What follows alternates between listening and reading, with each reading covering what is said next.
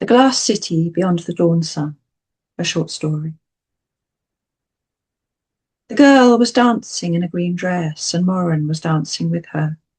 Her hair hung long down her back. She turned, stepped away with green skirts spinning, danced away from him. She turned, stepped toward him, and her eyes were gold and silver, and the lamps made shadows on her white cheeks. Like leaf shadows when the sun shines through a tree in late fading, almost faded summer, when the leaves are thick and heavy and the sun is hot and rotting and the sun falls through the trees, green and faint. Ah, Morin danced with her and she was enchanting. So fair she was, with her soft hair and her gold eyes and her green dress. The lamps burned high in the hall Roven, so that the shadows were banished high in the far corners of the hall's roof. The hearth blazed bright in the hall Roven, so the winter cold was banished, and the dancers' faces were flushed and jewelled with sweat. The meat was roasted, and the wine was mixed in the bronze cauldron. The herbs were strewn on the floor and already trampled. The smell of sweet herbs was lost in the hall, the smell of meat and wine and the sweat of bodies. But all these scents too were good and sweet. In the hall Roven the lords and ladies feasted the sun returning in the depths of winter. And of all the lords and ladies and fair ones of Roven, Morin was the finest dancer, the finest looking, the finest poet of love and wine and dancing, and of sweated bodies with bright wide eyes and gleaming hair.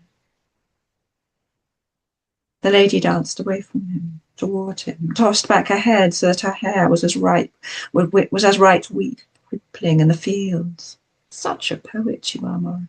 Yes, the sweat on her brow from heat and dancing was fairer than any crown. A young man danced beside her now, red hair and skin like midnight. He too was smiling and dancing at Morin. Now Morin was dancing and smiling at both of them. Perhaps the three of us? Her hair like ripe wheat laid across his smooth skin. Her eyes and his eyes and Morin's eyes all together laughing. Yes, we'll dance, we'll feast, we'll tumble together into Morin's great bed. Red hair and yellow hair on his pillow in the morning. Red hair and yellow hair shining, caught on his clothes and his bedsheets for days. Headache from much wine and little sleeping. A memory to make his heart lift when. How it would be, how good it would be, for that was all he needed to be and do. For this was, as so very often, both a celebratory feast and a farewell feast. The hearth fire died down to embers. Even in Morin's chamber, the lamps were dim. Red hair and yellow hair splayed out on Morin's pillows, beside Morin's own hair that might be made of pure gold. Much wine, and perhaps as much as an hour or 2 hours of sleep. A pounding on the door, loud as Morin's head would soon be pounding. A voice giggling. She hadn't had much sleep either. Morin, sleepyhead, wake up, get up, Guile. You need to get up and kick Morin awake. Go away, Sella, Dion, that must be their names. You can't kick me out of my own bed. Gion, curled himself beneath the silver covers, pulled a pillow over his and Keller's head. You're riding out, Morin, not us.